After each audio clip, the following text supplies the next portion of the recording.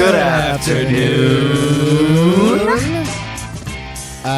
Y'all, it's a special day. It's very special. Oh, wow. It's a really special day. Yeah. This is our first ever WITAT exclusive.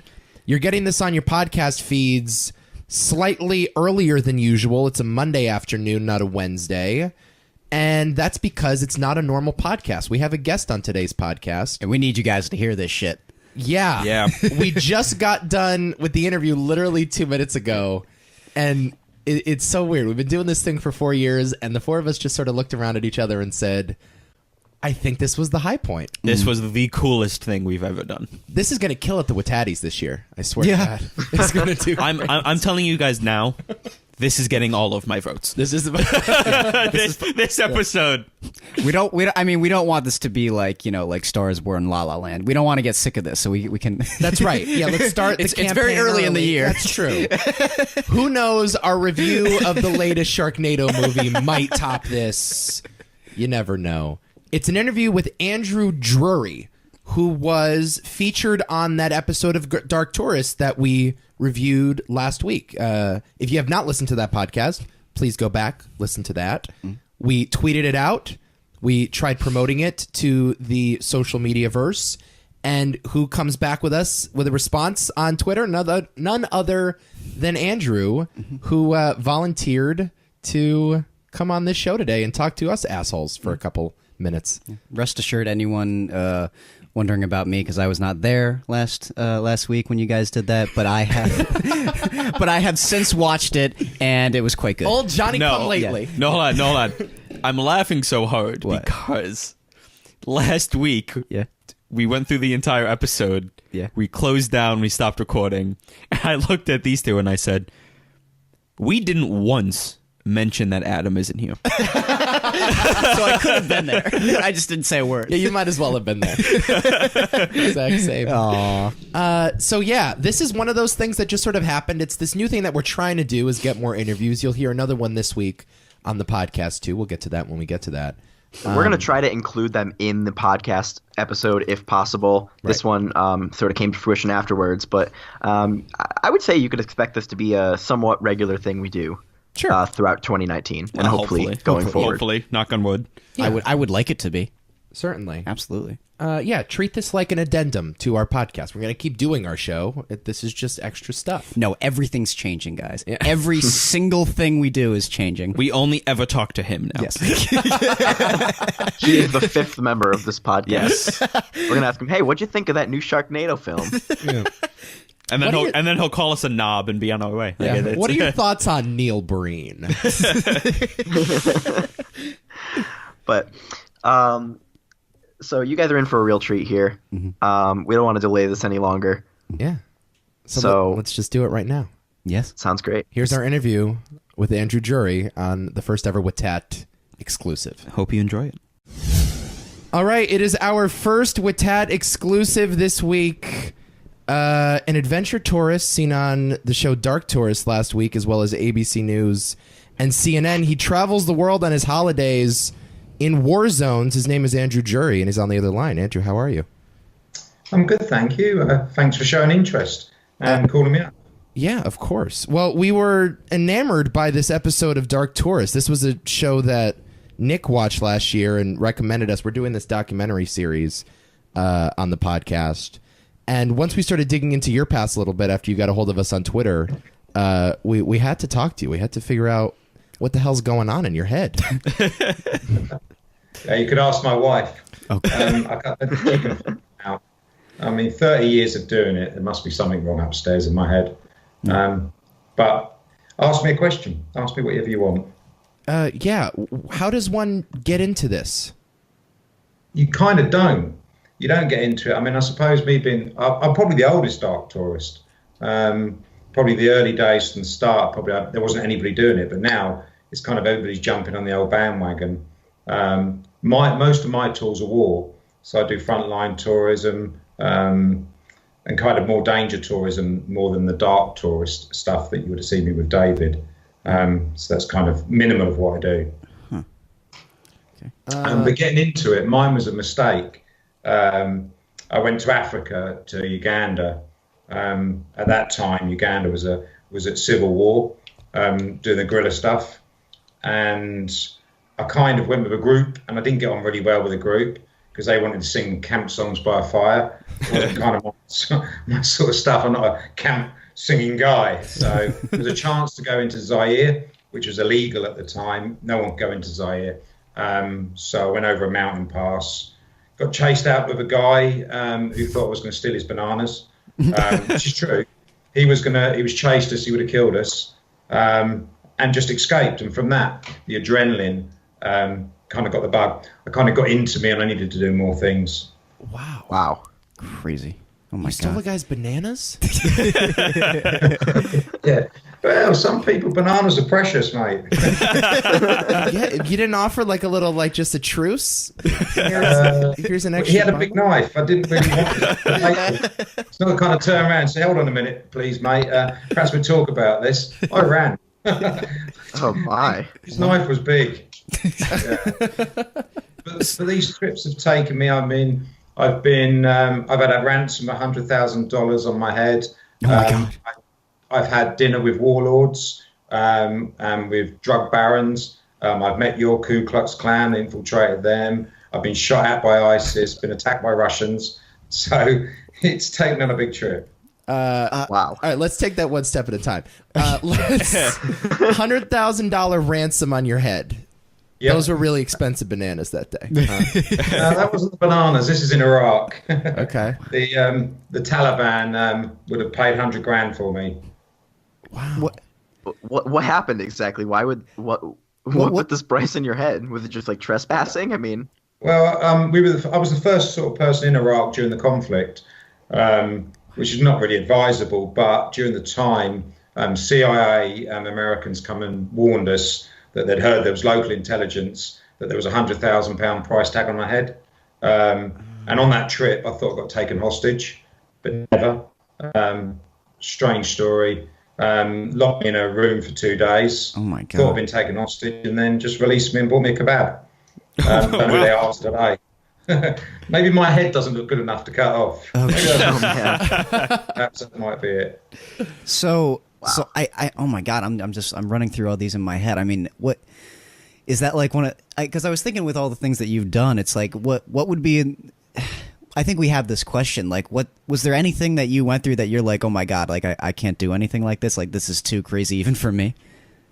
I don't know. I mean, if you've been on the front line only a year ago and under attack by ISIS, I don't think there's much worse than that, is there? I wouldn't imagine. I guess not. Yeah, I couldn't imagine anything worse. Well, I'm going back there, sort of this year. In the next couple of months, I'm going back because the front line I went to during that time, I spent time with a sniper, and there's quite a sad story. He had I spent a day with him in his sniper pit, and he was looking through the sight of his sort of sniper rifle at his house. ISIS had taken control of his family in his house. So at that time, he'd spent 2 years on the front line trying to get back home. So I want to find out if his family is still alive or he's still alive. So I'm going back because ISIS had been driven out of his village. And that's what I found when I looked through your YouTube channel a little bit to sort of get ready. And in the most recent video that you posted, you went back to the Snake Temple. Oh, yeah, the devil worshippers, the Yazidis. Yeah, because you were there 10 years ago and you were just sort of wondering how they were getting on and everything like that. Yeah, that's the kind of feature of my trip. Same in Somalia, Mogadishu. I went out, I'm changing from trip to trip now. I went to see the Black Hawk. Most of you seen the Black Hawk Down film? Oh, yeah. Yes. Yeah, all of you. Well, I wanted to see, Shabab, who are the terrorists in that area, got driven out. Not too far, so I wanted to be the first tourist there in the Mogadishu. So I was the first tourist, and I wanted to find the Black Hawk, which we found. It was still on the ground. Oh my god. Oh wow. So, and when I went there, I met a basketball team, which I now sponsor. Oh really? So there's a bit of human side in it. Not totally crazy. Okay, I see. So do you find that you build these relationships with people everywhere you go? Yeah, of course. Yes, that's why I do the trips. Right. People are more honest, aren't they? I mean, if you go into an area where somebody's lives are at threat, they'll tell you the truth about their life. So people are honest. Okay. So, yes, it's different. You'd find if you went, you'd find out people open up to you. Yeah. All right. What group of people surprised you most when you came in contact with them? You mentioned devil worshippers in the clan. Were any of those like, whoa, these people are actually more normal than I thought, or less normal than I thought? Oh, the clan are complete knobs. They are complete and total freaky knobs. Reverend Travis Pierce, if you ever watched this podcast, you are a complete prick. He's trying to kill me. So I'm going to come back over there and see if he actually wants to carry it out. Because he's a complete knob. He believes that your government are putting chemicals in the food to mind control you. That's what he told me. He said, every vegetable you eat is controlling you. So that's why he grows his own vegetables. That's probably the least crazy thing he thinks. In fairness. That's probably on the lower end, yeah. Well, funny enough, I've spent times with the Taliban, warlords, and I met this Travis Pierce, and he was trying to frighten me with this gun that was the size of, I don't know, my finger. He put it on the desk, basically. If we stepped out, Lord, it'd shoot me. I mean, I'd seen bigger guns than that. So he didn't really fear me. But funny enough, his whole intimidating conversation, we have a program called Downton Abbey. I don't like it because it's not my cup of tea. But his most important question for me as a British guy is, could I let him know what's happening on Downton Abbey at the moment? You're talking about the Ku Klux Klan. Ask about Downton Abbey. Chill. But I rang him up as a newspaper wanted to run a story on him. So I said I'd return and speak to him, but he said if I come back, he'd kill me because I've got too many black friends. Oh my God. Yeah. Wow, yeah. The warlords, what's that like? What's it like just sitting across the table from them? This guy was in Peshawar in Pakistan. The Americans allowed him to take drugs through into Afghanistan. He was a warlord, but he was a good warlord because he was on our side. Quite frightening. I made a mistake. I went back and saw him twice. We have a magazine here called Loaded, which is a man's magazine. Basically, I've got tits one side of the story, me, and then tits the other side. So it's a real manly thing.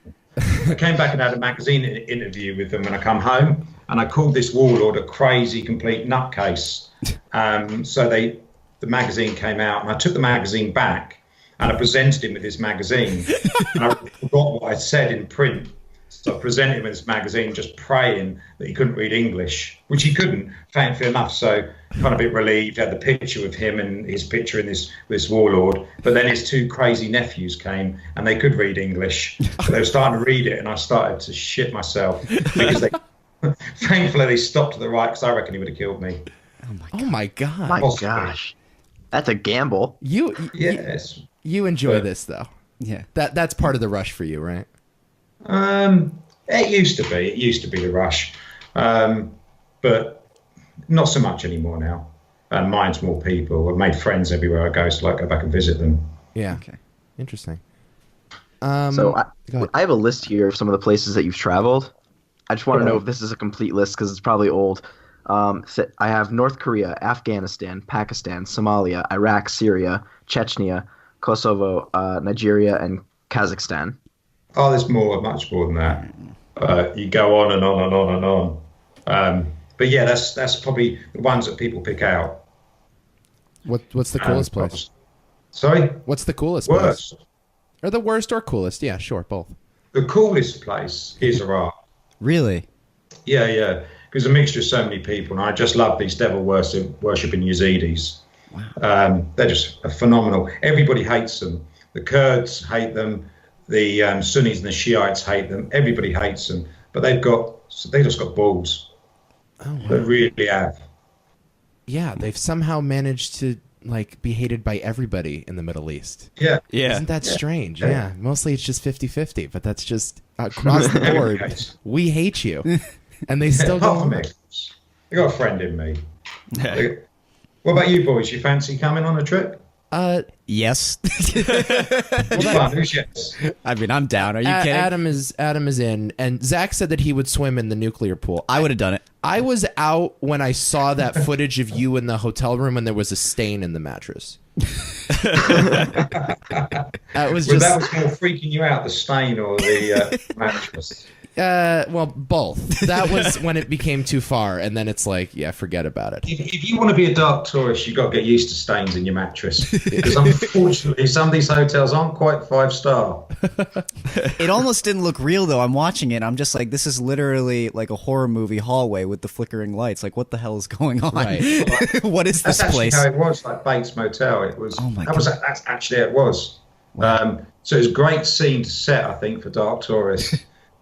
Flickering lights, stain on my. But I still kept my hair in good order. Yeah. Yes. That So was for dark tourists, I'm assuming David reached out to you, right? Because you were already sort of well known in the community. Is that what happened, or? I'm known in dark tourism, I suppose, because I mean, if you searched it, which you probably have, you find me. He found me the same way. We were supposed to go into somewhere else at first. We were going to go to Ukraine. But I don't think Netflix, because Ukraine was at war. Obviously, I don't know if you know the Ukrainian conflict, but so Netflix wouldn't allow that. So the original trip was going to be there. They kind of changed it for the Polygon.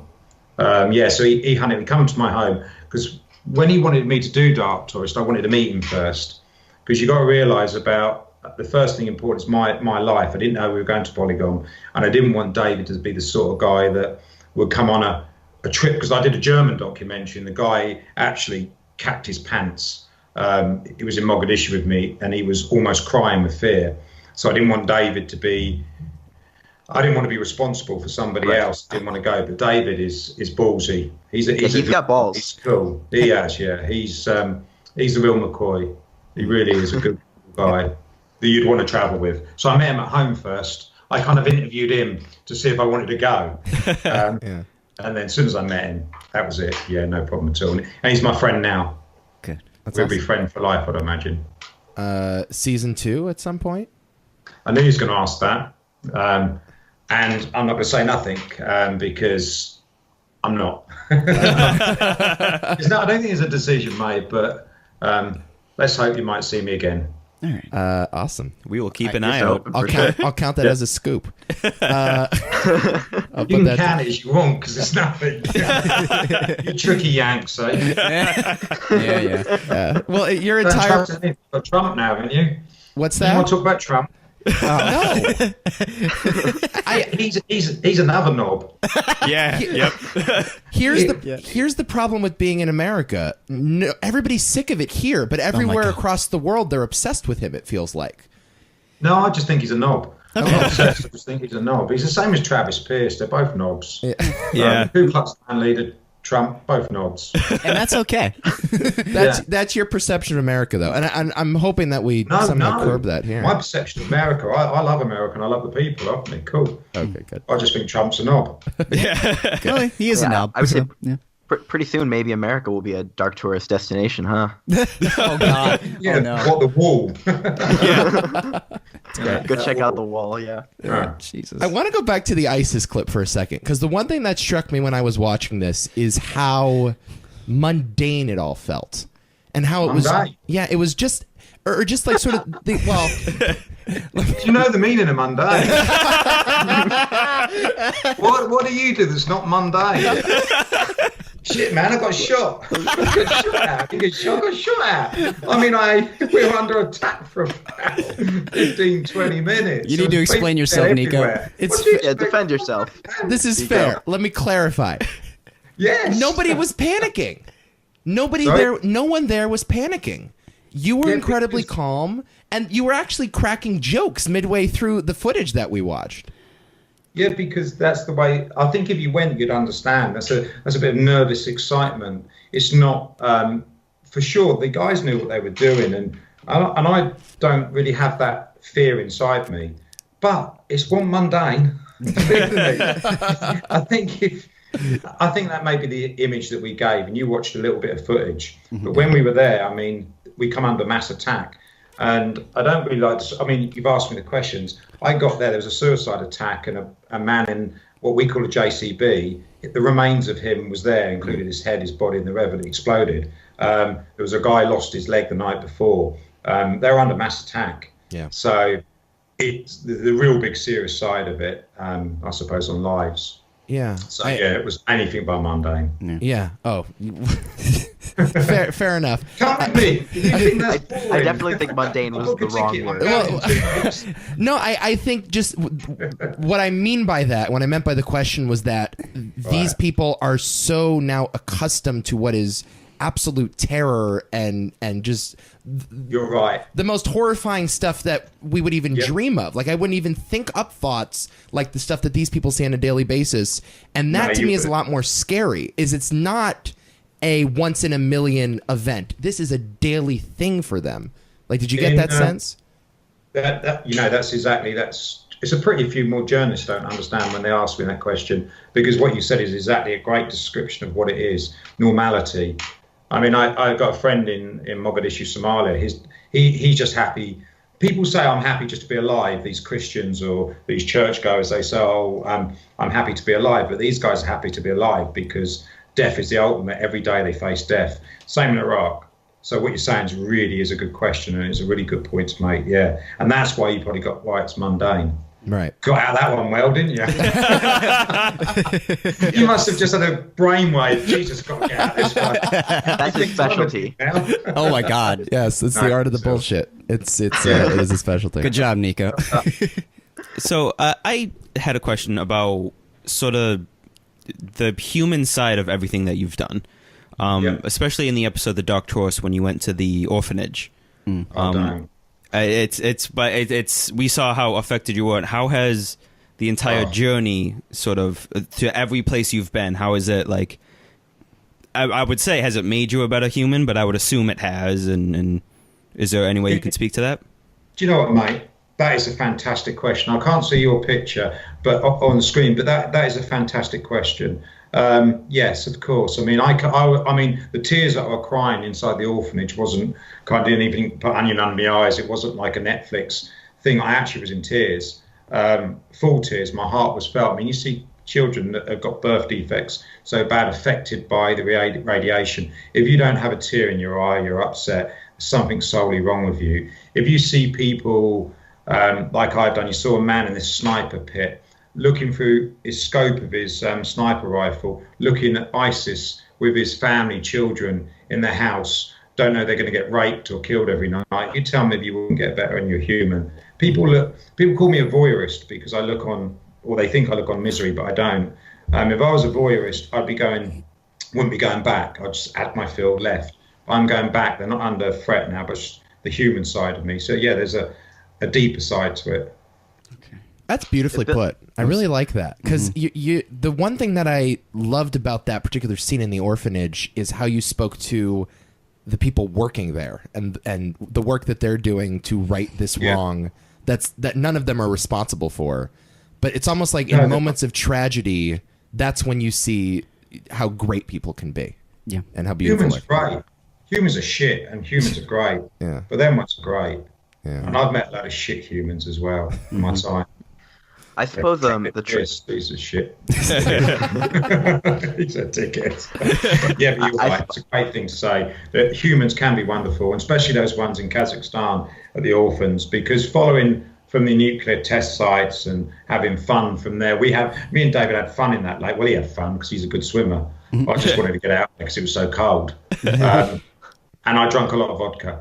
But I mean, from the human side, when you see what humans can do the Russians were purposely testing nuclear weapons to see how it affected humans. I mean, that's a fact. The Americans were over there, the British were over there, supposedly helping clear up. I'm sure they were trying to gain some sort of knowledge of what was going on there. And we just do these sort of things, and it's amazing. And then you see the after effects, and everybody really didn't want to admit what was happening or said they didn't know. Didn't want to tell the truth. That's what you got from the trip, whether that be the fear of the Russians or, I don't know, fear of their own people. But yeah, you're right. There's some wonderful people doing some wonderful things.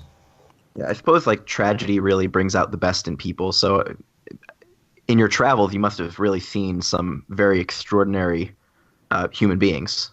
I have, yeah. I've seen people, yeah. Some people have had so much. Some people would probably risk their life for me. I mean, I was in Somalia last night in Mogadishu when I come home, and Shabab come for me. in the hotel. You could hear gunfire outside my room. Those people would have probably put themselves at risk for me. They don't know me, just for their country. And thankfully, I'm still here because of them.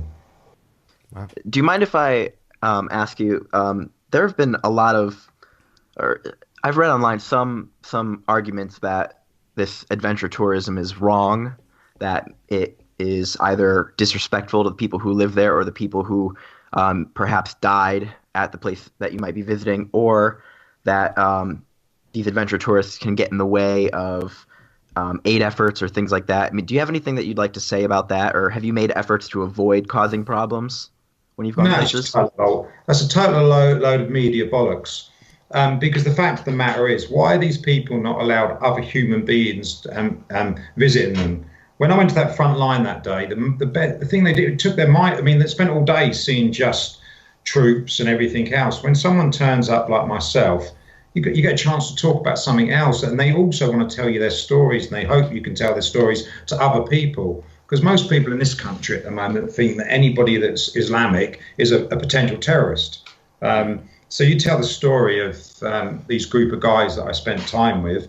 They're holding ISIS at bay. They're fighting the same enemy that we've all got. So you come back, their story wouldn't be told if it wasn't for me. No one would even know about their battle. So how can that be a bad thing? My friend Noor, about me sponsoring a basketball team.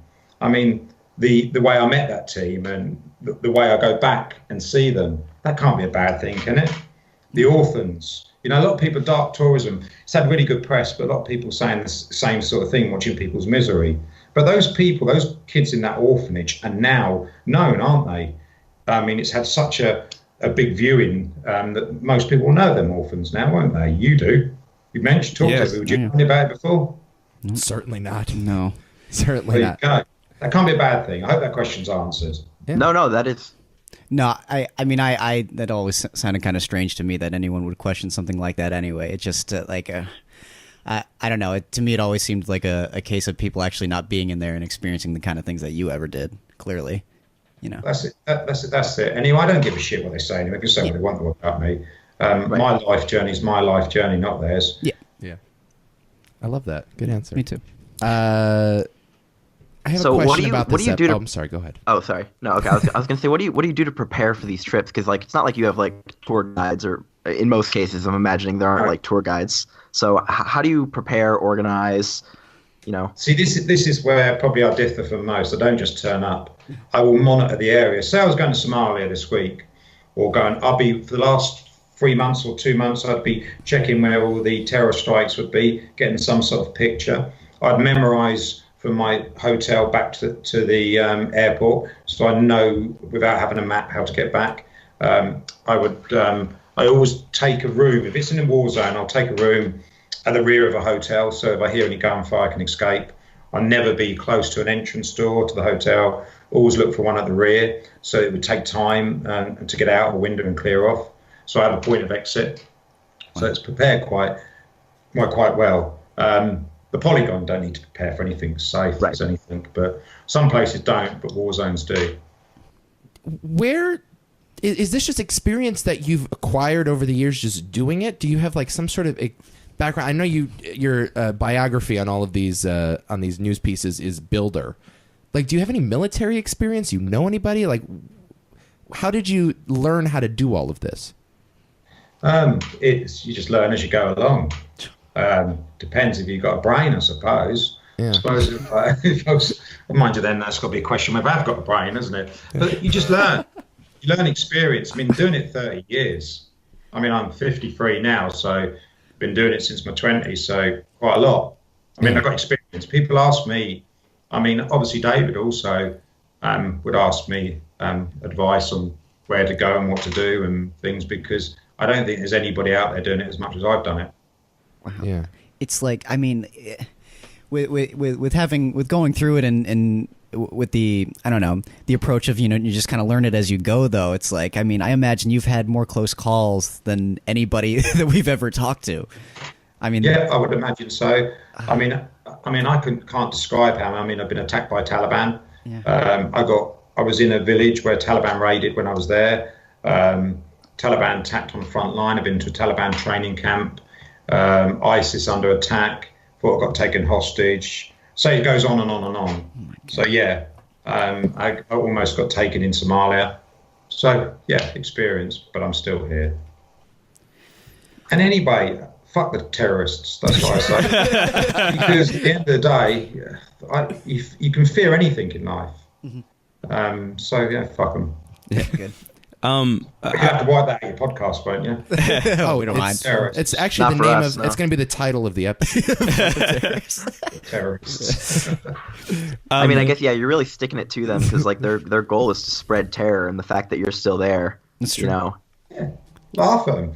Because at the end of the day, that's what it's laughable anyway. They're starting to break them down anyway. So ISIS is starting to die out for the minute. They will come back. Yeah. Al-Shabaab the same. They're starting to die out. We've got control of them at the moment. I was wondering if there was, and you said you've been doing it 30 years, if there's a place you've gone to that was so, maybe not terrifying, but was such a bad experience that you wouldn't want to go back, or you have no need to ever go back there again or anything like that. No, Spain, the food shit. No, no, I don't need that. Not really, no. Everything, even bad experiences are experiences. I think if you go into this dark tourism, you've got to have some grit about you because you'll be staying in some bad places, a lot of traveling, it's uncomfortable. So no, you have to take experience. I've been sick and had diarrhea and the horrible things, but you have to take that experience and part of experience. So if I look back and said I wouldn't do it, I don't think I'd be kind of an adventure dark tourist because that's part of what goes with it. What's the deal with North Korea? Like, what's going on over there?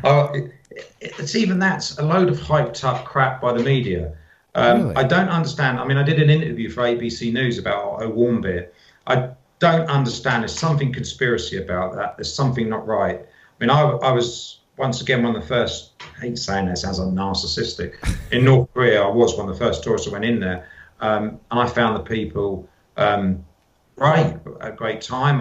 I even went with people in Pyongyang that were partying, having barbecues in the woods. I mean, it isn't all as bad as you seem. I went to the shittest magic show you could ever imagine. It was staged. They had a helicopter they tried to get to disappear, and they were on large wires, so you could actually see it being hoisted out. And the hotel, they got bugs like 1970 bugs in the light shades, like an old James Bond film or an old spy film, and they monitor you. So we tried to escape and play games with them. I'm talking loudly, I'm going to try and escape this hotel, and they'll be following you. So it is kind of just a little bit suspicious. But it's not as bad as you seem. I just do not know how Otto met his end. There's something wrong about that whole story. Yeah. I'm not familiar. Otto Warmbier, look him up. He was a guy, the American guy. You should know about him. He was a big story. He got taken in North Korea, got beaten the shit out of, and come back dead. He come back unconscious and died on American soil. I don't get how that happened, not knowing North Korea as I do. I went on a fairground ride as well. I went on a roller coaster. Yes, I saw that video. It's the shittest roller coaster you've ever. It wasn't the fact it was scary. It's just all the track was joined, and every time the car went over it, the track would part. Ooh, so you thought you could fall down a big hole, and the back wheels just made it. So it's the shittest roller coaster I've ever been on. I would give me money back if I could. But is it true? They hate you lot, you Americans. They don't like you lot at all. They had a gun with a cork in it. You could shoot American soldiers with this gun as part of the fairground attraction. Wow. Oh my God! It's like knock say, over the though- cans with the ball. Shoot the win a giant Americans. stuffed animal if you hit an American in the head. In fairness, that's- I went to a shooting range here in America, and they had a Kim Jong-un target that you could shoot at. So, Well, All right, tit You for got them tat. back then, didn't you? yeah, I guess You're both sick, aren't you? I didn't use it. Did you know? Oh, that's good. Just as sick as each other. No, Yeah, no, we're we've got one in the UK with Trump now, actually. Oh, figures. well, we have that here too, though. Yeah. You're probably right. Yeah, I don't really care about him. It's just very strange. It's good that he's your leader, though, because it gives you something to talk about and laugh about. Oh, we've gotten laughs, certainly, and we've gotten plenty of podcast material. I was just about to say, Nico, you fueled like half your podcast because of Trump. Yeah, and in a way, it was almost the greatest day of my life. I think that's what like every like comedian or anybody that was creating content said that day. It's like now we're just going to have monologue material for the next 4 years, and that's so far not disappointed. That's interesting. Yeah. So that's interesting though that North Korea is not, or at least just like the feel of it in the air is not as like, oh, can't say this, can't do this. Big Brother might be watching.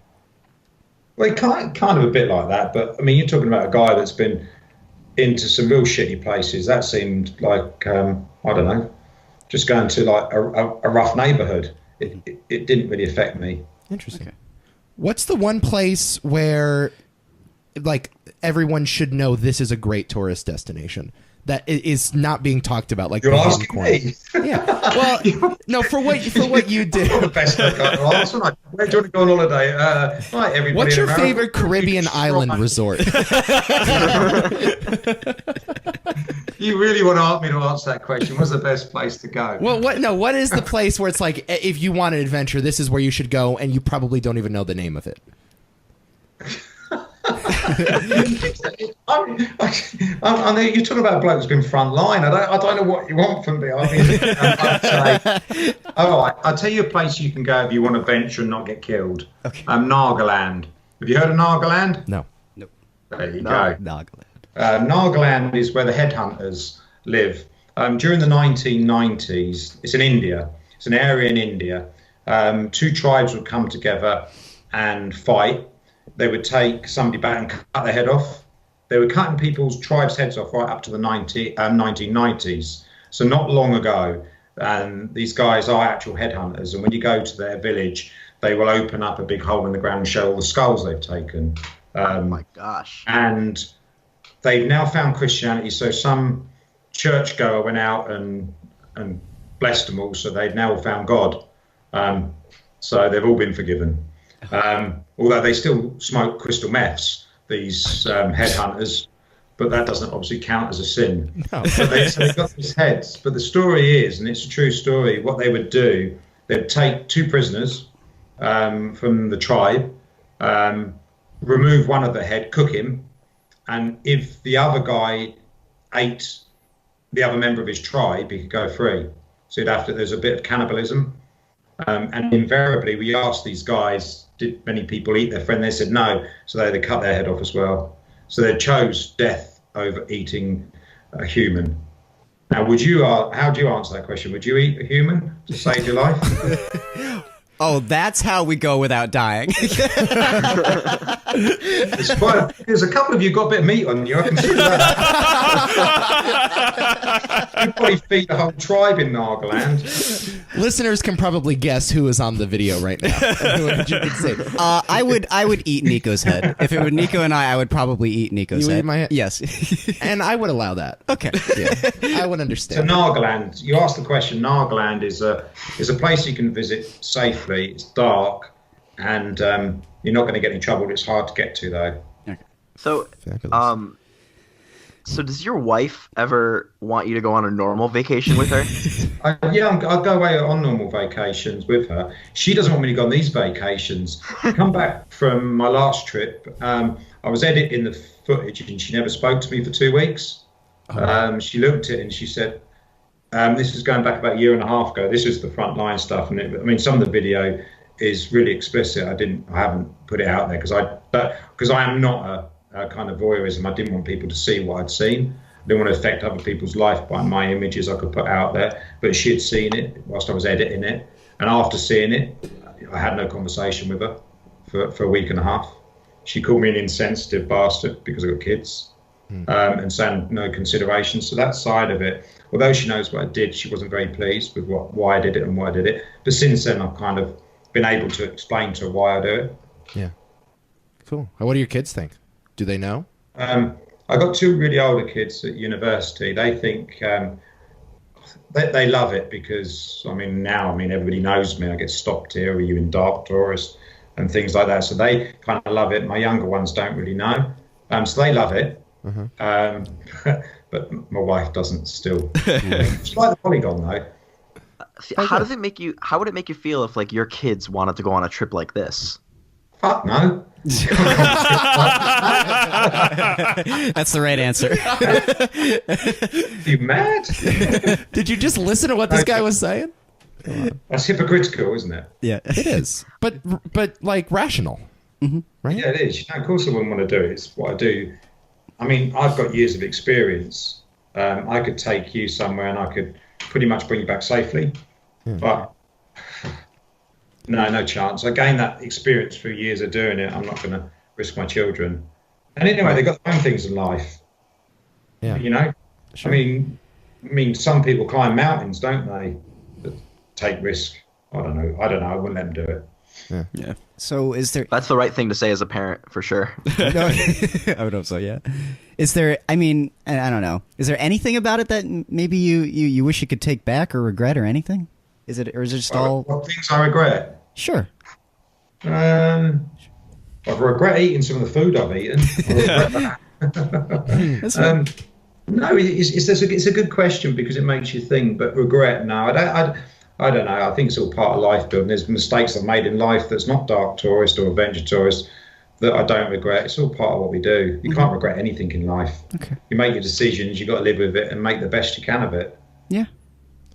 When Love you that. swam in that lake, this is the question that was bugging me while I watching. heard you lot whittling on about this on your podcast.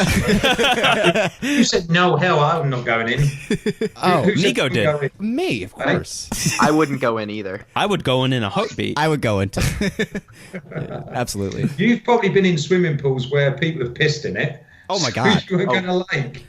For sure, yeah. But Excellent analogy. That's an excellent, great point. I've drank 5-year-olds pee bore. Why not There go you into go. uranium?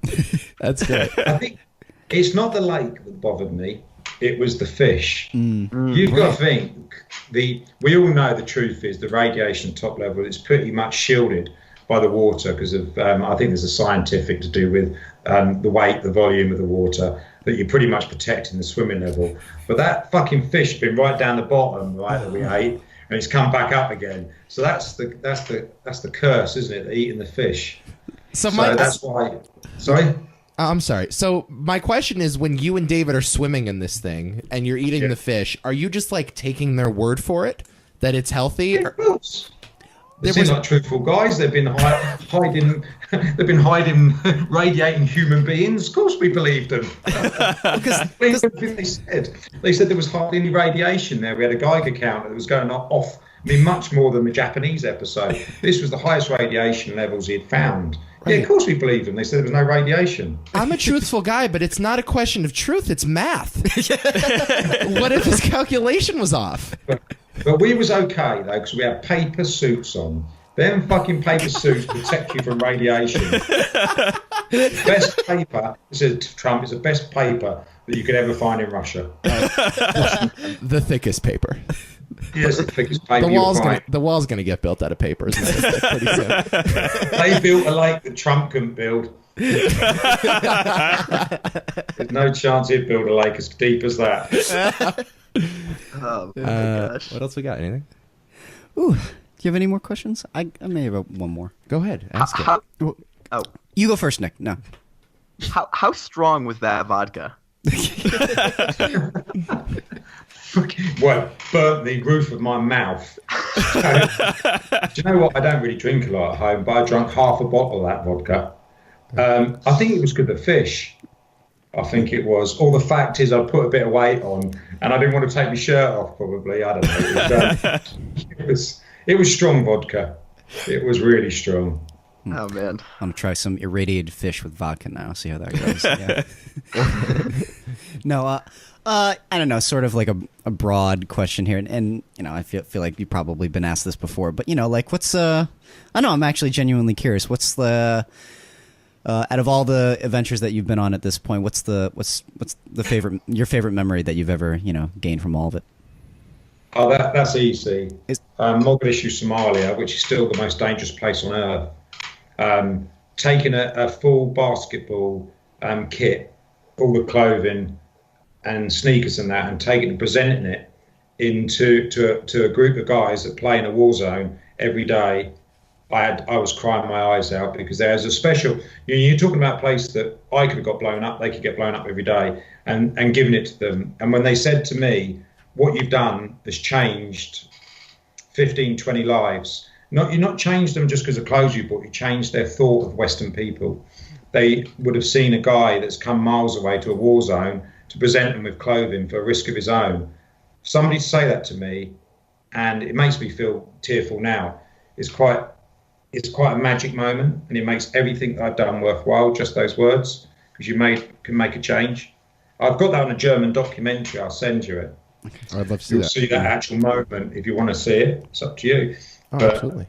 Yeah, Absolutely. that moment, I was reduced to tears. Wow. That's great. And you're doing the same for them in many ways, Yeah. in your own way. You're changing their perception of the West, and you're changing the West Yeah. perception of the East, and that's really awesome. See, get rid of world leaders. Just have me. Talk normally. Fuck 'em, just chat. I would definitely That's it. elect you president. Even Drury though 2020. there Calling might, it here now. That's exactly it. yeah, there might That's be. exactly it. I'll take that wall down and I'll move into Mexico. I'll extend the land, just take Mexico. Maybe you should have done that. I should have Trump's next idea. Yeah. Just take Mexico. Why not?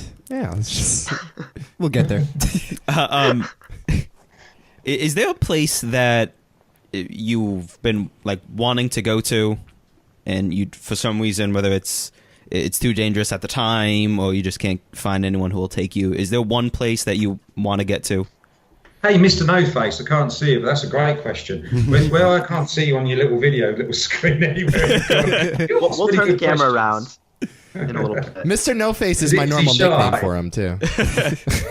Is he a bit shy, is he? No, we're using a laptop, so it Yeah. can only be faced one way right now. But We don't have the studio capabilities for 3 yet.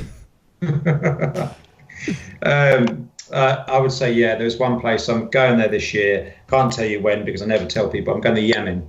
Yemen's the next place. Okay. So it's not been because it's been unable to get there because the Saudis, who are the world's big fuckers, they cause trouble most places they go. They made it difficult for me to get there. Yes. okay. Okay. They're making it difficult for us too, apparently. Oh yeah. They make it difficult for All everyone. this drama about They the have oil, Saudis. don't they? What's Lots that? of oil. Yeah. That's true. That makes the world go round. What else do you have to plug? Anything? Anything to what? Do you have anything to plug? What else is Well, going on in your life? Yeah. I got a book out soon.